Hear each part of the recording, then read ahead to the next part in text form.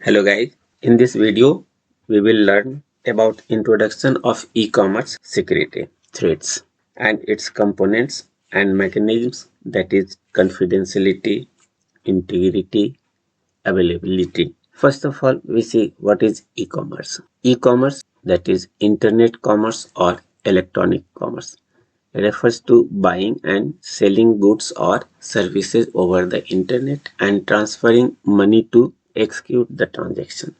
Internet के ऊपर जो हम लोग कोई सामान परचेज करते हैं या उसको बेचते हैं या कोई सर्विस हम परचेज करते हैं या उसको बेचते हैं, तो यहाँ मनी ट्रांजैक्शंस होते हैं और इस मनी ट्रांजैक्शंस में जो भी डेटा होते हैं वो डेटा मेरा क्रूशियल डेटा और इम्पोर्टेंट डेटा होते हैं। यदि इस डेटा को किसी ने हैक किया या किसी ने चुरा लिया तो मिसयूज कर सकते हैं। So, e-commerce security threats refer to potential risks and vulnerabilities that can compromise the confidentiality, integrity, availability of data within online shopping and transaction systems. As e-commerce involves the exchange of sensitive information, including personal and financial details, it becomes a prime target for various malicious activities. कि इसमें हम लोग important data, sensitive data और personal data वगैरह होते हैं, तो जो हैकर्स हैं या जो हमारे क्रैकर्स हैं, वे लोग इस सेंसिटिव इंफॉर्मेशन और पर्सनल डेटा को मिसयूज कर सकते हैं। इसलिए यहाँ पे एक रिस्क होता है, जिस रिस्क को हमें मिनिमाइज करने होते हैं। इस काम को करने के लिए हम जिस कंपोनेंट्स को यूज करते हैं, जिसके थ्रू हम सिक्योरिटी या ई कॉमर्स सिक्योरिटी दे सकते हैं, वो है कॉन्फिडेंशियलिटी, इंटीग्रिटी, अवेलेबिलिटी। तो इन तीनों के सहारे हम ये सिक्योरिटी को प्रोवाइड कर सकते हैं। अब कॉन्फिडेंशियलिटी क्या है? सबसे पहले हम कॉन्फिडेंशियलिटी देखते हैं, ये क्या होता है। Confidentiality refers to the protection of sensitive information, ensuring that it is kept private or not disclosed to unauthorized individuals or entities. It is a crucial aspect of various fields including business, healthcare, legal matters, and personal relationships. Maintaining confidentiality helps build trust, protects privacy, and prevent unauthorized access to sensitive data. Simple way में यदि हम कहें तो confidentiality का meaning होता है only authorised user can access the data और resource. जो भी मेरे पास रिसोर्स हैं, वो डेटा के फॉर्म में हो या किसी आइटम के फॉर्म में हो, उसको केवल ऑथराइज्ड पर्सन एक्सेस कर सकते हैं। एक यहाँ पे फिगर हमने दे रखा है, कॉन्फिडेंशियलिटी रियल लाइफ में हम कैसे यूज करते हैं। सेकेंड जो हमारा टर्म होता है, that is called integrity. Refers to the accuracy, consistency and reliability of data. Data integrity ensures that information is not corrupted, altered, or compromised during storage, processing, or transmission. Maintaining data integrity is crucial for reliable and trustworthy information system. यदि हम अपने data को integrity से के through रखें तो हमारे data में किसी तरह का कोई चेंजेस, अल्टरेशन नहीं होगा। अब इंटीग्रिटी का सिंपल वे में कहा जाए तो इसको हम कह सकते हैं कि only authorise user can modify, change the data और इंफॉर्मेशन। जो भी हमारे पास डेटा है और इंफॉर्मेशन है, उसको सिर्फ और सिर्फ ऑथराइज यूजर ही उसे चेंज कर सकते हो। ये एश्योरेंस हमें देना होगा। इसके लिए हम इस टर्म इंटीग्रिटी को यूज करते हैं। अवेलेबिलिटी जो हमारा है, is a measure of the systems operational readiness and the extent to which it can be accessed and used when required. High availability is crucial for systems, networks, and services to ensure they are accessible and functioning reliably. This involves minimizing downtime, preventing outages, and implementing measures such as redundancy, failover systems, and maintenance planning. Available होने का मतलब हो गया कि जो भी resource हमारे पास है वो रिसोर्स 24/7 हमारे पास अवेलेबल होने चाहिए और वो पब्लिक प्लेस पे होने चाहिए, तभी हम कॉन्फिडेंशियलिटी और इंटीग्रिटी की बात कर सकते हैं। यदि डेटा मेरा ऑलरेडी सिक्योर्ड हो तो कॉन्फिडेंशियलिटी और इंटीग्रिटी का कोई वैल्यू नहीं होता। मगर यदि कोई चीज़ पब्लिक प्लेस पे है या कोई रिसोर्स हमारा पब्लिक प्लेस पे है, ऑलवेज अवेलेबल है, तभी हमें वहाँ पे कॉन्फिडेंशियलिटी और इंटीग्रिटी की रिक्वायरमेंट होगी। और लास्ट टर्म हमारा है non repudiation. It is a concept in information security and cryptography that refers to the assurance that a party involved in a communication or transactions cannot deny their involvement or the authenticity of their actions. Non repudiation को हम simple way में कहें, यदि किसी ने मेरे mobile से किसी को ईमेल किया तो अब हम ये नहीं कह सकते हैं कि मैंने ये ईमेल नहीं सेंड किया। तो यहाँ पर यदि कोई डिजिटल फ्रॉड होता है तो नॉन रेपुडिएशन लीगल वैल्यू रखते हैं। तो इस लीगल वैल्यू की वजह से नॉन रेपुडिएशन को हमें यूज करना होता है। ओवरऑल सारे टर्म्स को देखें तो हम इसको कह सकते हैं कि it is a term of CIAN। C stands for confidentiality, I integrity, A availability and N non repudiation। इस 4 कंपोनेंट और 4 टर्म के थ्रू हम अपने ई कॉमर्स ट्रांजेक्शन्स को सिक्योर कर सकते हैं और इसी को सिक्योर करने के लिए हम जो टर्म यूज करते हैं ई कॉमर्स सिक्योरिटी। इस डेटा और इंफॉर्मेशन के मिसयूज नहीं हो। यदि मिसयूज होता है तो मेरे साथ एक बड़ा रिस्क होगा, जिस रिस्क की हो सकती है कि हम उसे पूरा ना कर पाए। तो वैसे केस में हमें प्रॉपर वे में इन सारी चीजों को यूज करना होता है। नॉन रेपुडिएशंस के लिए हमने यहाँ पे पिक्चर दे रखा है। ये हमारा जो पिक्चर्स है, इस पिक्चर से पता चल रहा है कि हमारा जो डेटा है वो प्रॉपर है और ब्लॉकचेन नॉन रेपुडिएशन का पार्ट होगा जिसमें हम ट्रांजैक्शंस करते हैं। कोई भी थर्ड पार्टी यदि इस डेटा को यूज करना चाहे तो वो चेंज नहीं कर सकते हैं, ऐसी इसमें प्रोसेस दी हुई है। तो ये 2 फिगर हमने नॉन रेपुडिएशन से रिलेटेड दिया है।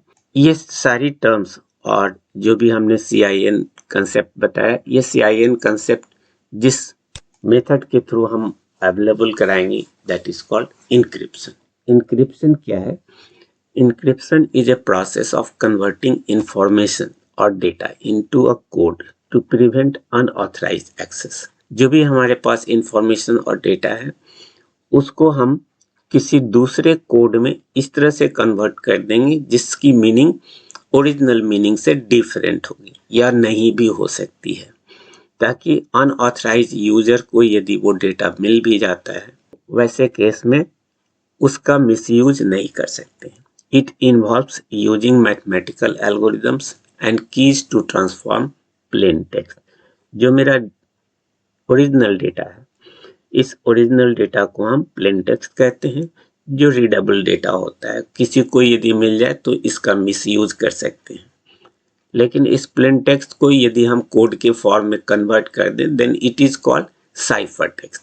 साइफर टेक्स्ट जो भी हमारा होगा वो अनरीडेबल डेटा होगा जिसका ओरिजिनल मीनिंग किसी को पता नहीं होगा। The purpose of encryption is to ensure the confidentiality, integrity and sometimes authenticity of data during storage और transmission। जब भी हम किसी डेटा को कहीं पे स्टोर करते हैं वहाँ भी हमें इंक्रिप्शन की जरूरत पड़ेगी और CIN की जरूरत होगी। यदि हम किसी डेटा को अपने सिस्टम पे रख दें विदाउट इंक्रिप्शन, कोई भी अदर यूजर उस डेटा को एक्सेस कर सकते हैं, रीड कर सकते हैं और मिसयूज कर सकते हैं। इसलिए स्टोरेज और ट्रांसमिशन बोथ प्लेस पर हमें इंक्रिप्शन और CIAN की जरूरत पड़ेगी, कॉन्फिडेंशियलिटी और इंटीग्रिटी की जरूरत पड़ेगी। जो भी टर्म्स हमने बताया इसका एक सिंपल एग्जांपल हम यूज कर सकते हैं। यदि मेरा कोई अकाउंट बैंक में है, जिस यूजर का अकाउंट है वो यूजर अपने अकाउंट के सारे ट्रांजैक्शंस को देख सकते हैं, दैट इज कॉल्ड इंक्रिप्शन। लेकिन उस यूजर के अकाउंट होने के बावजूद भी वो अपने ट्रांजैक्शंस में कोई भी चेंजेस नहीं कर सकते। उसके अकाउंट को चेंज करने के लिए ऑथराइज यूजर होते हैं जो बैंक स्टाफ्स होते हैं। बैंक स्टाफ्स को इंटीग्रिटी की फैसिलिटी दी गई है, जबकि उस यूजर को कॉन्फिडेंशियलिटी की फैसिलिटी दी गई है। और ये सारी डेटा इंटरनेट पर हमारा अवेलेबल होता है, तो अवेलेबिलिटी की भी फैसिलिटी है और तभी यहाँ पे कॉन्फिडेंशियलिटी और इंटीग्रिटी की रिक्वायरमेंट होती है। इन केस किसी तरह का कोई ट्रांजैक्शन होता है तो इसकी सारी इंफॉर्मेशन किसी लॉग फाइल में हम रखते हैं, और किसने ये ट्रांजैक्शन किया, किसके द्वारा ये ट्रांजैक्शन हुआ, चेंज हुआ, वो सारी रिकॉर्ड कहीं ना कहीं हमारा लॉग फाइल में स्टोर्ड होता है, जिसकी एक्सेसिंग हमारे हायर अथॉरिटी को होती है, जिसकी बेसिस पर हम किसी फ्रॉड को रोक सकते हैं। That is called non repudiation का कंसेप्ट होते हैं। इस तरह से हम अपने जो भी डेटा और इंफॉर्मेशन है या रिसोर्सेज हैं उसमें हम ये 4 टर्म को यूज कर सिक्योरिटी प्रोवाइड कर सकते हैं। अभी हम लोगों ने जो भी डिस्कस किया इससे पता चलता है कि कॉन्फिडेंशियलिटी, इंटीग्रिटी, नॉन रेपुडिएशन के लिए हमें इंक्रिप्शन करना होगा। So the encryption is the basic part of the any security और साइबर सिक्योरिटी। इस इंक्रिप्शन को हम लोग 2 कैटेगरी में बांटते हैं। First is called symmetric key encryption and second one is called asymmetric key encryption. Symmetric key encryption uses the same key for both encryption and decryption। Data को encrypt करना और डिक्रिप्ट करना, ये दोनों काम के लिए यदि हम एक ही की को यूज करते हैं तो ऐसे इंक्रिप्शन को हम सिमेट्रिक की इंक्रिप्शन कहेंगे। The key must be kept secret between the communicating parties. जिन दो के बीच कम्युनिकेशन होना है उन दोनों के बीच ये की सीक्रेट होना चाहिए। यदि किसी को थर्ड पार्टी को की मिल गया तो वो भी इनक्रिप्ट और डिक्रिप्ट कर सकते हैं और हमारी डेटा को हैक कर सकते हैं। इसके लिए जो भी की हम डिजाइन करेंगे उसके लिए 2 मेथड है, AES and DES। Full form of AES is advanced encryption standard and DES is data encryption standards. Generally और भी अदर मेथड्स हैं, लेकिन ये 2 काफ़ी पॉपुलर और शुरू से हैं। इसके हेल्प से हम लोग अपना की जनरेट कर सकते हैं और उस की से हम इंक्रिप्शन और डिक्रिप्शन कर सकते हैं। इंक्रिप्शन का मीनिंग हो गया कि कोई ओरिजिनल डेटा प्लेन टेक्स्ट है जो रीडेबल फॉर्म में है, इसको यदि हम किसी कोड में कन्वर्ट कर दें तो इस प्रोसेस को कहेंगे encryption. That is, encryption is a process to convert plain text or original data into code form. That is called encryption. And the reverse process is called decryption. जो भी code है उससे plain text फाइंड करने का जो method होगा या readable form find out करने के जो टेक्निक होंगे, that is called decryption. Encryption की जो की होगी वो AES, DES से भी ले सकते हैं या सिंपल की भी बना सकते हैं। यदि डेटा को हम काफ़ी सिक्योर करना चाहते हैं तो एडवांस टेक्निक की के जो हैं उसको यूज़ करना होगा। DES लेस एडवांस्ड है, उससे भी एडवांस हमारा AES है। इसी तरह के और भी अदर मेथड्स हमारे पास होते हैं, एल्गोरिदम्स होते हैं जो इंक्रिप्शन टॉपिक का मेन पार्ट होते हैं। यहाँ पे हमें इंक्रिप्शन के बारे में डिटेल्स नहीं देखना है, ये अपने आप में एक कंप्लीट टॉपिक है, इसलिए हम सिर्फ उसी टॉपिक को यहाँ पे कवर करेंगे जिससे मेरा काम समझ में आ जाए इंक्रिप्शन और डिक्रिप्शन क्या होता है और इसके यूज करने का प्रोसेस क्या है। यहाँ हम एक एग्जाम्पल ले रहे हैं। प्लेन टेक्स्ट हमारा दिया हुआ है जिसको हम मैसेज कह सकते हैं या ओरिजिनल डेटा कह सकते हैं, और वो डेटा मेरा स्लो है। यदि हम स्लो लिखे कोई भी इसको समझ सकता है स्लो का मीनिंग क्या है, लेकिन कंप्यूटर के फॉर्म में, डिजिटल फॉर्म में हमारे पास जितने भी सिम्बल्स दिए हुए हों, चाहे वो अल्फ़ाबेट हो या नंबर्स हो या अदर कोई सिंबल है, उसकी एक डेसिमल वैल्यू होती है जिसको हम कहते हैं आस्की कोड, और इसी आस्की कोड को यूज कर हम इस डेटा को चेंज करेंगे। तो हमारा जो आस्की टेबल है, जिसको आप गूगल में यदि टाइप करें आस्की टेबल, वहाँ पे सारे सिंबल्स के क्या डेसिमल वैल्यूज हैं वो आपको मिल जाएंगे। उस जगह पे आप एस का आस्की कोड देखेंगे तो 83 होता है, एल का आस्की कोड 108, स्मॉल ओ का 111 एंड स्मॉल डी का 119। एक्चुअल रूल ये है कि आस्की टेबल में capital letter A B C इस तरह से जो दिए गए हैं, इसकी आस्की कोड 65 होगी और बी की वैल्यू 66 होगी एंड सो ऑन। इस तरह से आप ए से जेड तक के सारे आस्की कोड सिक्वेंसली ले सकते हैं। स्मॉल ए से यदि स्टार्ट करें तो स्मॉल ए का आस्की कोड 97 होता है और स्मॉल बी का 98 एंड सो ऑन। ये हमारा आस्की कोड का टेबल में मिल जाएंगे। सिर्फ जानकारी के लिए हम यहाँ पे बता रहे हैं कि हर एक सिंबल का अपना एक आस्की कोड होता है और कैपिटल लेटर्स 65 से स्टार्ट होते हैं, स्मॉल लेटर 97 से स्टार्ट होते हैं। यदि कहीं पे 0 दिया हुआ है तो इसके आस्की कोड 48 होता है, 1 का 49 एंड सो ऑन।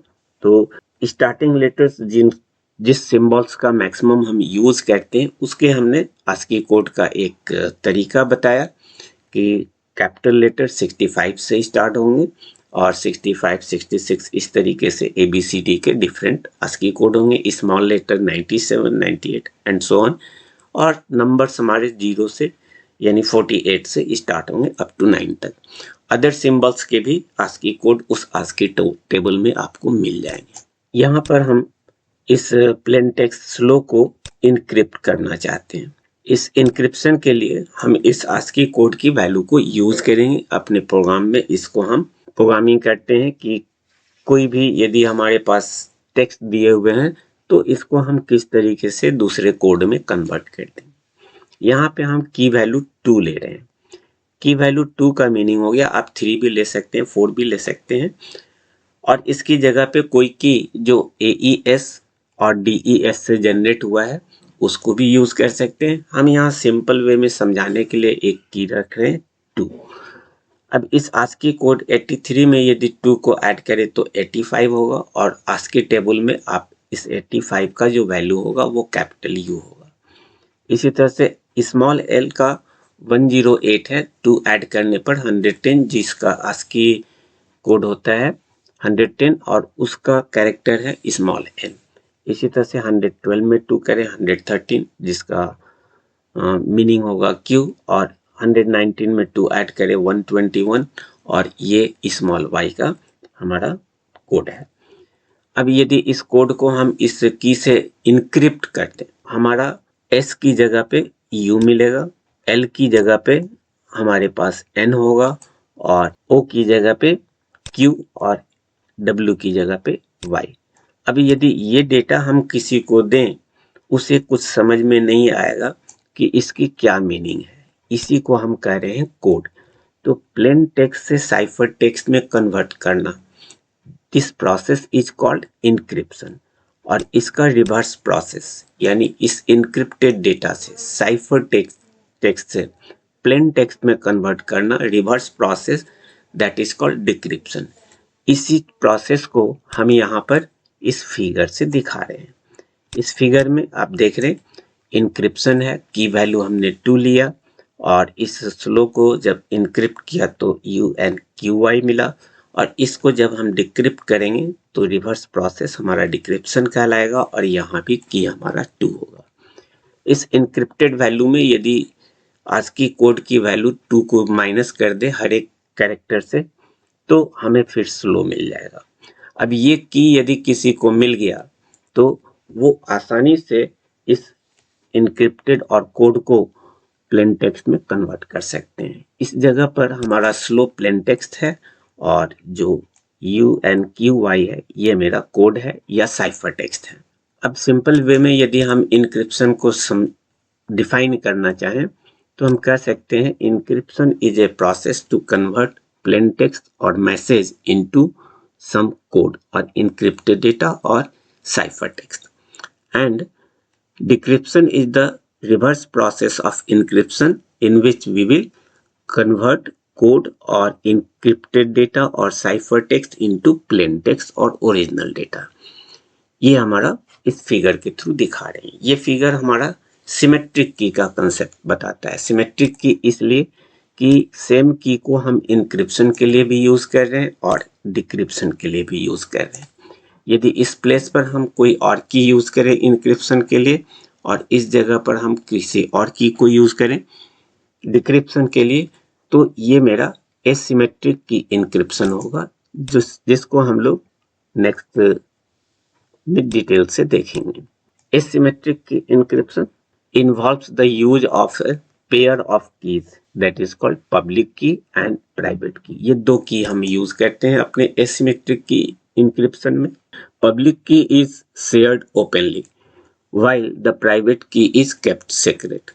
पब्लिक की को हम अपने ईमेल, व्हाट्सएप, किसी भी सोशल मीडिया से हर एक को प्रोवाइड कर सकते हैं और प्राइवेट की अपने पास रखते हैं। जब भी कोई डेटा पब्लिक की से इनक्रिप्ट होता है और वो मेरे पास आएगा तो हम अपने प्राइवेट की से उसको डिक्रिप्ट कर सकते हैं। इस पब्लिक की और प्राइवेट की को फाइंड आउट करने के लिए, बनाने के लिए हम जिस मेथड को यूज करेंगे दैट इज कॉल्ड RSA और ECC।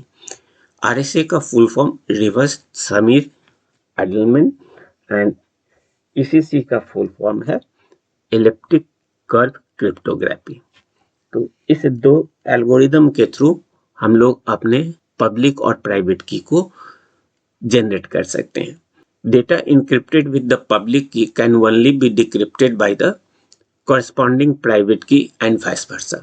जो भी हमारा प्लेन टेक्स्ट है उस प्लेन टेक्स्ट को यदि हम पब्लिक किसी के भी पब्लिक की से यदि इनक्रिप्ट किया है तो सिर्फ उसी के प्राइवेट की से हमारा ये डिक्रिप्ट होगा और वही इस डेटा को प्रॉपरली रीड कर सकते हैं, एक्सेस कर सकते हैं। इस प्रोसेस को हम इस फिगर में दिखा रहे हैं। इंक्रिप्शन की कर रहे हैं और यहाँ पर हम कोई पार्टी है या कोई यूजर है जिसको हम A से डिनोट कर रहे हैं। तो A के दो की होंगे, A के दो की होंगे। इसी तरह से A की जगह पे कोई और भी पर्सन हो सकते हैं, राम, मोहन, सोहन, किसी का भी हो सकता है। इवन ये एंटिटी हमारा लॉजिकल भी हो सकता है और रियल भी हो सकते हैं। कोई पर्सन हो सकता है या कोई प्रोसेस हो सकता है जिसके दो की होंगे। एक को हम कहेंगे पब्लिक और दूसरे को हम कहेंगे प्राइवेट। पब्लिक को हम PU से दिखा रहे हैं और प्राइवेट को हम PR से दिखा रहे हैं।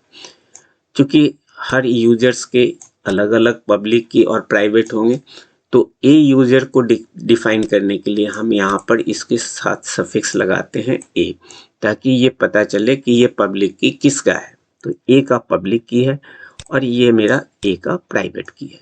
A इस प्राइवेट की को अपने पास सिक्योर करेगा और पब्लिक की को किसी भी सोशल मीडिया से और मोबाइल और टेलीफोन से जिसे भी यूज करना है उसे प्रोवाइड कर सकते हैं। पब्लिकली सबको अवेलेबल्स होते हैं। यहाँ पर हमारा कोई यूजर है, मान ले कि हमारा B है और वो मेरे को कोई डेटा सेंड करना चाहता है ओवर द इंटरनेट। ये B के पास हम अपना इस पब्लिक की को सोशल मीडिया और किसी भी तरीके से इसको हम अपना पब्लिक की देंगे। ये पब्लिक की B अपने डेटा पर जो भी इसका डेटा है उस डेटा को इस पब्लिक की के साथ इनक्रिप्ट कर देंगे। इस पब्लिक की से हम इसको इनक्रिप्ट करेंगे और इससे जो हमारा साइफर टेक्स्ट मिलेगा उस साइफर टेक्स्ट को इंटरनेट पर हम ट्रांसमिट करेंगे। जैसे ही ये साइफर टेक्स्ट A को मिलेगा वो अपने प्राइवेट की से इसको फिर डिक्रिप्ट कर प्लेन टेक्स्ट में यूज कर सकता है। यदि किसी और को ये डेटा मिल गया, चूंकि उसके पास ये की अवेलेबल नहीं है इसलिए वो इसको एक्सेस नहीं कर सकता है, रीड नहीं कर सकता है। तो इस तरह से यदि हम अपने इंक्रिप्शन डिक्रिप्शन में दो डिफरेंट की को यूज करें, प्राइवेट एंड पब्लिक, तो इस तरह के इंक्रिप्शन को हम कहते हैं एसिमेट्रिक इंक्रिप्शन या एसिमेट्रिक की इंक्रिप्शन मेथड। सो डिक्रिप्शन क्या है? डिक्रिप्शन इज कन्वर्टिंग इंक्रिप्टेड और cipher takes the data back into its original readable form known as plain text. Decryption requires the use of a specific key or algorithm that reverses the transformation applied during the encryption process. The key used for decryption is either the same key, symmetric key में हमारा same key होगा for encryption in symmetric, और the complementary key in asymmetric key encryption. Symmetric key encryption के case में encryption decryption के की same होंगे, लेकिन हमारे asymmetric की encryption के केस में ये हमारे दो अलग अलग की होंगे, एक को हम पब्लिक की कहेंगे, दूसरे को हम प्राइवेट की कहेंगे। हम लोगों ने अभी डिस्कस किया कि किस तरह से इंक्रिप्शन और डिक्रिप्शन का काम करेंगे। इसमें एक टर्म हम लोग यूज कर रहे हैं, authorisation. Only authorise user can access the data, only authorise user can modify the data. तो यहाँ ऑथराइजेशंस के लिए हम जिस टेक्निकल टर्म को यूज करते हैं दैट इज कॉल्ड ऑथेंटिकेशन, और ये टर्म भी हमारा इनडायरेक्टली इस इंक्रिप्शन में इन्वॉल्व है। ऑथेंटिकेशन के कई डिफरेंट टेक्निक्स होते हैं, इस डिफरेंट टेक्निक में हम नहीं जाएंगे, लेकिन बेसिक पता करेंगे कि ऑथेंटिकेशन के लिए हम लोग किस मेथड को यूज करते हैं। तो सब बहुत सिंपल सा मेथड होता है। ऑथेंटिकेशन के लिए पासवर्ड यूज करते हैं। यदि स्ट्रॉन्ग पासवर्ड हो, जनरली किसी भी पर्सन के लिए ये पॉसिबल नहीं होता है कि हम इसको डिक्रिप्ट कर पाएं और डेटा को हैक कर पाएं। दूसरा होता है OTP, वन टाइम कोड हमारा मिलता है जिसको कि आप यूज करते हैं ऑथेंटिकेशन के लिए, और बायोमेट्रिक्स को भी हम यूज कर सकते हैं। ऑथेंटिकेशन के जो टेक्निक्स हैं इसको हम डिटेल्स में नहीं जा रहे हैं, लेकिन सिंपल वे में हमने आपको बता दिया ऑथेंटिकेशन के ये सब टेक्निक हैं, और ये हमें प्रूफ करना होगा कि जो डेटा सेंड किया जा रहा है वो ऑथराइज यूजर को ही जा रहा है, किसी थर्ड पार्टी को नहीं जा रहा है। इसके लिए ऑथेंटिकेशन की रिक्वायरमेंट होगी। किस तरह से हम अपने कॉन्फिडेंशियलिटी, इंटीग्रिटी और ऑथेंटिकेशंस को यूज करेंगे, इसके लिए हम आगे डिस्कस करेंगे कि कॉन्फिडेंशियलिटी कैसे हम यूज करते हैं, इंटीग्रिटी कैसे यूज करेंगे, ऑथेंटिकेशन कैसे यूज करेंगे, और उन सब चीजों को जानने के लिए हमें कुछ की जरूरत पड़ेगी। सिमेट्रिक की में अभी हमने कहा कि की जनरेट कर सकते हैं by using some algorithm AES, DES, और इसके लिए जो एक एल्गोरिदम है डिफी-हेलमैन एल्गोरिदम, जिसके थ्रू हम सेशन की या की को जनरेट कर सकते हैं सिमेट्रिक की इंक्रिप्शन के लिए। और इस डिफी-हेलमैन एल्गोरिदम से हम डिजिटली अपना की जनरेट करते हैं, जिससे कि यूजर को किसी को पता नहीं हो कि ये की क्या है और कैसे बना है। तो इस तरह के की को हम सेशन की कहेंगे, और इसका नोटेशन होगा KS, जिसको हम सिमेट्रिक इंक्रिप्शन में यूज करेंगे। सिमेट्रिक इंक्रिप्शन यदि करते हैं तो इसको हम EC से डिनोट करेंगे, सिमेट्रिक डिक्रिप्शन को DC से डिनोट करेंगे, इसलिए हमने लिख दिया सिमेट्रिक इंक्रिप्शन के लिए EC और डिक्रिप्शन के लिए DC को यूज कर रहे हैं।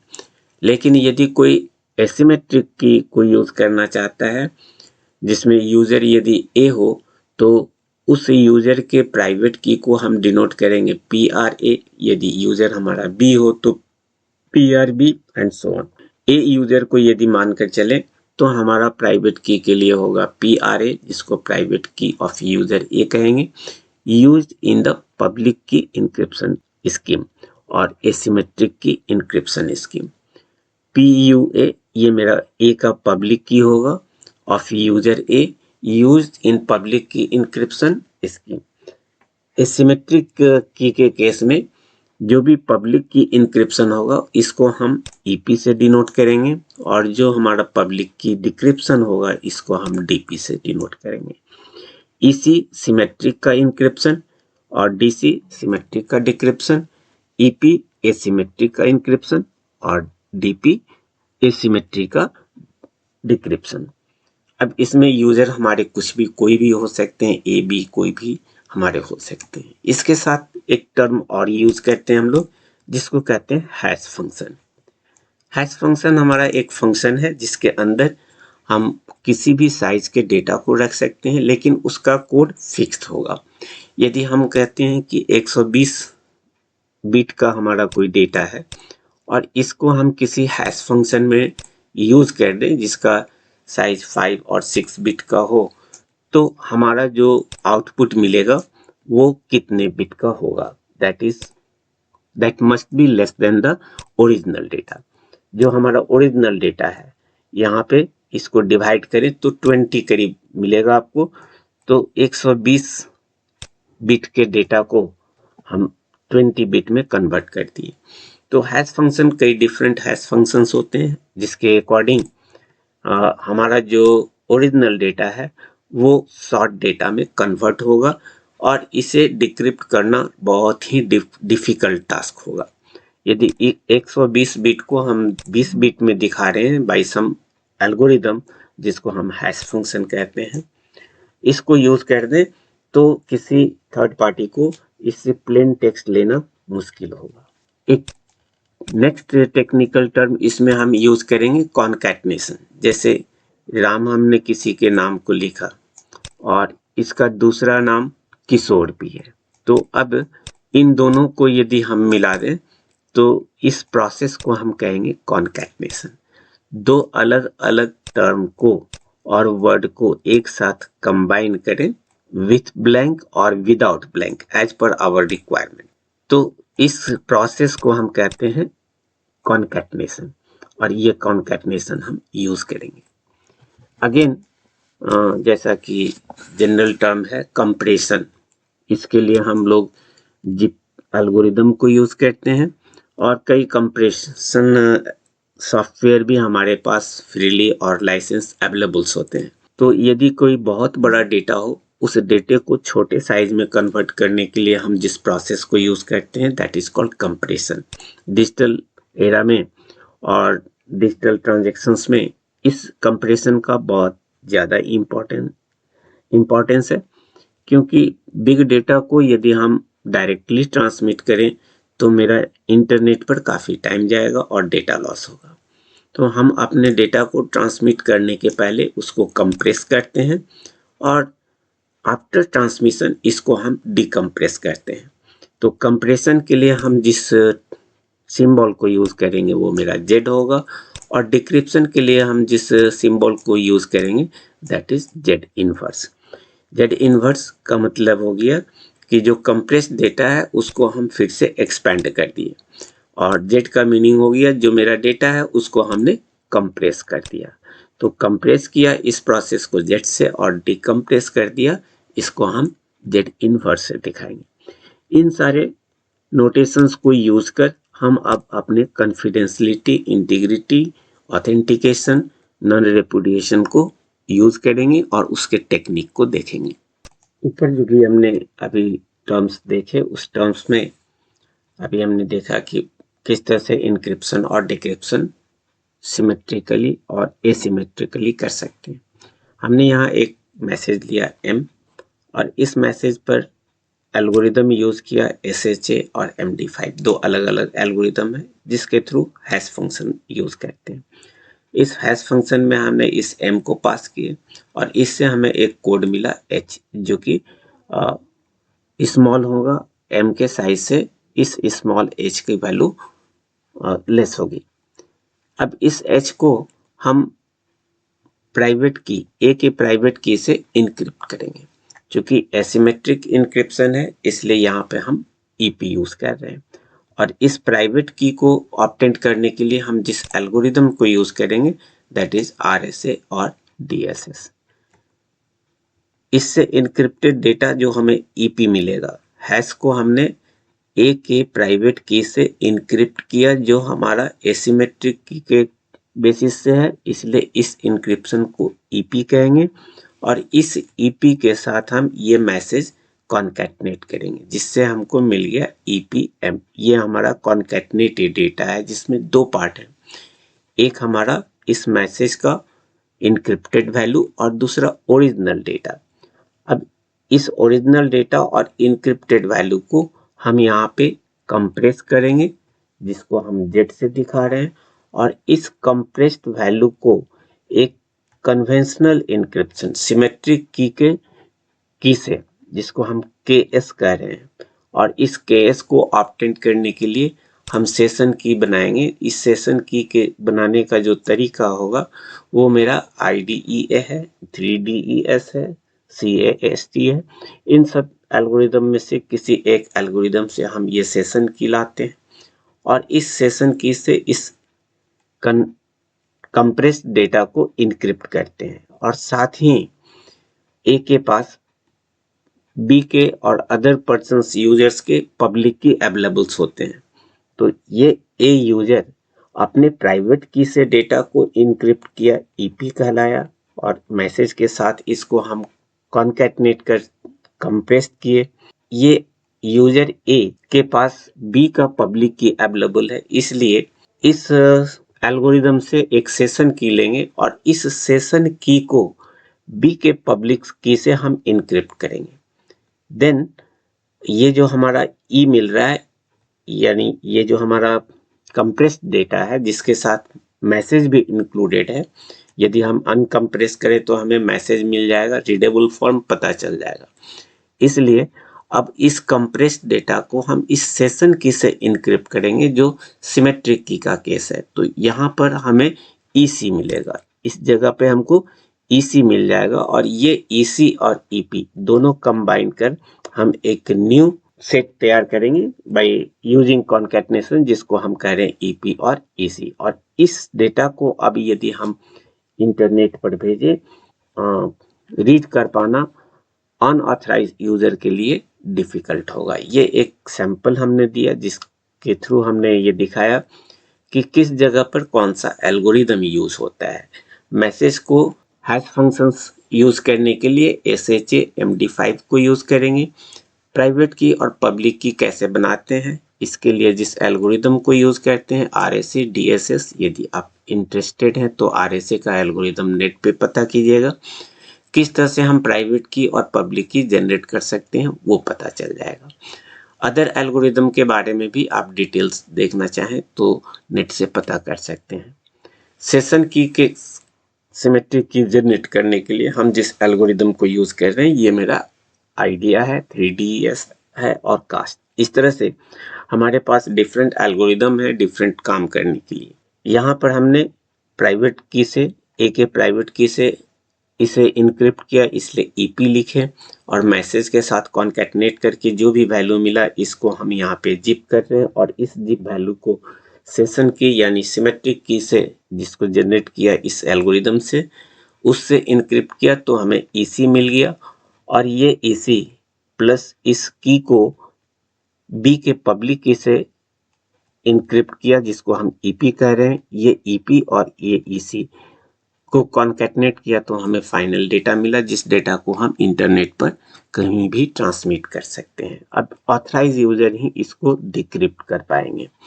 ये एक हमने सैंपल दिखाया। यहाँ ऊपर जो भी हमारे पास कंपोनेंट थे, ऑथेंटिकेशन, कॉन्फिडेंशियलिटी, इंटीग्रिटी और नॉन रेपुडिएशन, इसके लिए हम इंक्रिप्शन मेथड को और अदर एल्गोरिदम को कैसे यूज करते हैं ये हम 1 बाय 1 देखते हैं। यदि हमें कहीं ऑथेंटिकेशन चाहिए जिसमें दो यूजर दिए हुए हैं A और B, तो A B को डेटा ट्रांसमिट कर रहा है और सिर्फ B को ही मिल रहा है। इसको ऑथेंटिकेट करने के लिए, भेजने वाला हमारा सेंडर ये है, इसको ऑथेंटिकेट करने के लिए हम ऊपर के टेक्निक को कैसे यूज करते हैं ये इस फिगर में दिखा रहे हैं।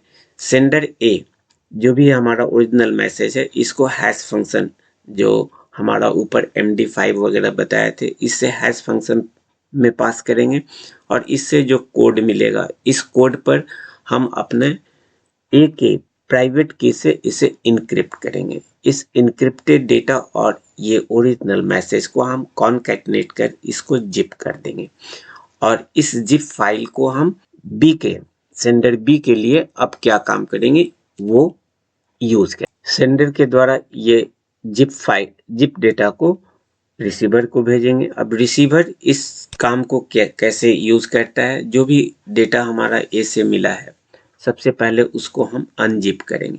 जैसे ही अनजिप करेंगे ये कॉन्कैटिनेशन का डेटा देगा, जिस कॉन्कैटिनेशन में हमारे पास ये इनक्रिप्टेड डेटा भी है और मैसेज भी है। जैसा अभी जस्ट आपने देखा ये इनक्रिप्टेड डेटा था ईपी, चूंकि एसिमेट्रिक की से इनक्रिप्ट है इसलिए इसको हम ईपी कह रहे हैं, और जो मैसेज है वो मेरा एम है। इस बॉक्स में हमारा ईपी और एम है, यही ईपी और एम हमारा कंडेंस होकर के मिला है।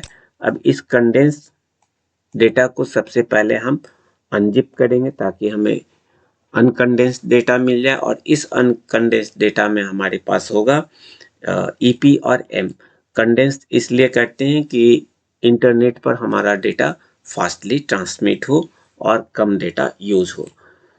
इस ईपी और एम में जो हमारे पास ईपी आया है उस पर अब हम ए के पब्लिक की से इसको डिक्रिप्ट करेंगे, तो हमें जो हैश कोड मिला था वो मिल जाएगा, और ये ओरिजिनल डेटा हमारा एम है। इस एम को अगेन हम सेम हैश फंक्शन में यदि पास करें तो इससे भी हमें एक एच मिलेगा जो हैश कोड होगा। इस दोनों एच को यदि हम कंपेयर करें, दोनों इक्वल है, तो यहाँ पर पता चल जाएगा कि जो हमारे पास डेटा है वो डेटा सही है और भेजने वाला हमारा यूजर ए है, क्योंकि इस इनक्रिप्टेड डेटा को डिक्रिप्ट करने के लिए हम जिस पब्लिक की को यूज कर रहे हैं वो मेरा ए का है। तो इस तरीके से हम यहाँ पे ऑथेंटिकेशन को यूज कर सकते हैं। Here the message is encrypted with the private key of the sender A and decrypted with the public key of the sender A, so there is an authentication. If both H are equal, we accept the message. Since the message is not encrypted, so there is no confidentiality. ये यहाँ पे अभी चूंकि message हमारा encrypted नहीं है, कहीं भी वो इनक्रिप्टेड नहीं है, एक जगह पे हमारा मैसेज ओरिजिनल मैसेज जा रहा है, इसलिए इसमें अभी हम कॉन्फिडेंशियलिटी की बात नहीं कर सकते हैं। लेकिन इतना कह सकते हैं कि भेजने वाला हमारा यूजर ए ही है, ये ऑथेंटिकेट हो गया। तो इस तरह से हम अपने इंटरनेट पर ऑथेंटिकेशन को प्रूफ करते हैं। नेक्स्ट कंपोनेंट हमारा कॉन्फिडेंशियलिटी है। अब कॉन्फिडेंशियलिटी कैसे हम ऑब्टेन करेंगे? कॉन्फिडेंशियली कहता है only authorise user can access the data. Sender A और बी है। सेंडर ए ने अपने ओरिजिनल मैसेज को पहले जिप किया, और जिप करने के बाद सेशन की से हम एक की जनरेट किया जिसको हम KS कह रहे हैं, जो सिमेट्रिक का पार्ट है, और इसको हमने इनक्रिप्ट किया, तो इससे हमको यहाँ पर EC मिल जाएगा। यह हमारा EC है, कन्वेंशनल इनक्रिप्शन है, इसलिए इसे हम EC कह रहे हैं। और इस की को हम B के पब्लिक की से इनक्रिप्ट किया, तो हमारा की एसिमेट्रिक की से इनक्रिप्ट हुआ, इसलिए ये मेरा EP होगा। इस EC और EP को हमने कॉन्कैटिनेट कर दिया, तो हमें एक सेट मिल गया EP एंड EC। यहाँ पर हमारा मैसेज भी इनक्रिप्टेड है और जो की है वो भी इनक्रिप्टेड है, तो हर चीज चूंकि इनक्रिप्टेड है इसलिए यहाँ पे कॉन्फिडेंशियलिटी होगी। और इस डेटा को अब यदि रिसीवर के पास हम सेंड कर दें, जिसमें रिसीवर हमारा B है, तो ये डेटा मिला हमें इंटरनेट के थ्रू B को। अब इसमें दो चीजें हैं, EP और EC। अब इस EP और EC में EP को यदि हम B के प्राइवेट की से इसको डिक्रिप्ट कर दें, तो DP चूंकि एसिमेट्रिक का है, इससे हमको सेशन की मिल जाएगा जिसको हमने यहाँ पर A के पब्लिक की से इनक्रिप्ट किया था। अब इस सेशन की को हम इस EC पर अप्लाई कर दें, तो इससे हमको सिमेट्रिक डिक्रिप्शन का वैल्यू मिलेगा जिसको हम DC कह रहे हैं। और ये DC हमारा फाइल है, इस जिप फाइल है, इसलिए इस जिप फाइल को हम अनजिप करेंगे जिसको हम Z इनवर्स से दिखा रहे हैं, और जैसे ही हम इसको इन्वर्स करेंगे ये हमारा मैसेज मिल जाएगा। तो इस तरह से हम कॉन्फिडेंशियलिटी दिखा सकते हैं इस प्रोसेस के थ्रू। नेक्स्ट कंपोनेंट हमारा है इंटीग्रिटी। अगेन हम A और B को यूज करेंगे। सेंडर किस तरीके से अपना डेटा सेंड कर रहा है इसको हम यहाँ दिखा रहे हैं। ये मेरा ओरिजिनल मैसेज है जिसको हम हैश फंक्शन में पास किए और इससे हमको हैश कोड मिला। इस हैश कोड पर हम ए के प्राइवेट की से इनक्रिप्ट किए, जो मेरा ईपी डेटा होगा, चूंकि एसिमेट्रिक की है। इस ईपी को एम के साथ हमने कॉन्कैटनेट किया, तो हमें ईपी और एम मिल गए। और इस ईपी और एम को हमने जिप कर दिया साइज को रिड्यूस करने के लिए।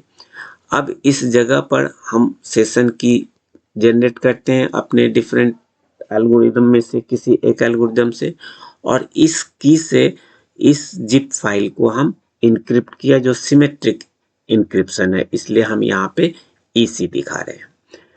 अगेन इस की को बी के पब्लिक की से इनक्रिप्ट किया, चूंकि पब्लिक की से यूज कर रहे हैं इसलिए यहाँ का इनक्रिप्शन ईपी होगा। इस ईपी और ईसी को हमने कंबाइंड किया, कॉन्कैटनेट कर दिया, तो हमें ईपी और ईसी मिल गया। इसी डेटा को अब हम इंटरनेट पर हम ट्रांसमिट कर दें, तो सेंडर को जब भी मिलेगा वो इसको अब रिवर्स प्रोसेस यूज करेंगे। रिवर्स प्रोसेस के लिए रिसीवर भी क्या काम कर रहे हैं, जो ईपी और ईसी हमें मिला है, इस ईसी और ईपी में जो ईपी पोर्शन है, इस पर हम बी के प्राइवेट की से डिक्रिप्ट किया, तो सेशन की हमको मिल गया। और इस ईसी को पर जब इस सेशन की को हमने डिक्रिप्ट किया, जो सिमेट्रिक की का है उसको हम डीसी से दिखा रहे हैं, तो हमें इसका जिप फाइल मिलेगा, और उस जिप फाइल को हमने अनजिप किया, तो हमें अब ईपी और एम मिल गया। इस ईपी में हम यदि ए के पब्लिक की से इसको डिक्रिप्ट कर दें, तो हमारा चूंकि यहाँ पर पब्लिक की आ रहा है इसलिए यहाँ पे एसिमेट्रिक डिक्रिप्शन हो रहा है, जिसको हम डीपी कह रहे हैं। ये डीपी मिलेगा और इस डीपी से हमें एच मिल जाएगा। तो इस डीपी से हमें एच मिल गया, और इस मैसेज पर अगेन सेम हैश फंक्शन को यदि यूज करें, तो ये भी मेरा एक एच कोड देगा, और ये दोनों एच कोड यदि मैच करता है, तो हम कह सकते हैं कि जो डेटा है वो मेरा सही है, कंप्रोमाइज नहीं है, इन मॉडिफाइड नहीं है। यहाँ पर हमारे पास ऑथेंटिकेशन भी मिल रहे हैं और कॉन्फिडेंशियलिटी भी मिल रही है। तो ऑथेंटिकेशन और कॉन्फिडेंशियलिटी यदि दोनों मिल जाए तो इंटीग्रिटी का फॉर्मेशन होता है, और यहाँ एच हमारा है। क्योंकि हमारा यहाँ मैसेज इंटरनेट पर इनक्रिप्टेड फॉर्म में जा रहा है, जो सेशन की से इनक्रिप्टेड है। जब भी डेटा इनक्रिप्शन होता है, इनक्रिप्टेड होता है, तो वो वहाँ पे हमें कॉन्फिडेंशियलिटी मिलती है। यहाँ पे हमने की को भी इनक्रिप्ट कर दिया और डेटा को भी इनक्रिप्ट कर दिया, तो 100% यहाँ इनक्रिप्शन मिल रहे हैं और कॉन्फिडेंशियलिटी मिल रही है। इस तरह से हमने देखा कि अपने इनक्रिप्शन मेथड से कॉन्फिडेंशियलिटी, इंटीग्रिटी, ऑथेंटिकेशन और इन सब चीज़ों को किस तरह से हम अपने डिजिटल एरा में और इस कम्युनिकेशन में सिक्योरिटी के लिए यूज करते हैं, वो मेथड हमने देखा। यदि कहीं समझ में नहीं आए तो वीडियो को आप रीयूज कर सकते हैं। 2-3 बार यदि वीडियो को देखेंगे, ये प्रोसेस समझ में आ जाएगा। ये मेरा ई कॉमर्स सिक्योरिटी का पार्ट 1 था। नेक्स्ट वीडियो में हम लोग टाइप्स ऑफ थ्रेड्स देखेंगे, जो पार्ट 2 होगा। Thank you for watching the video.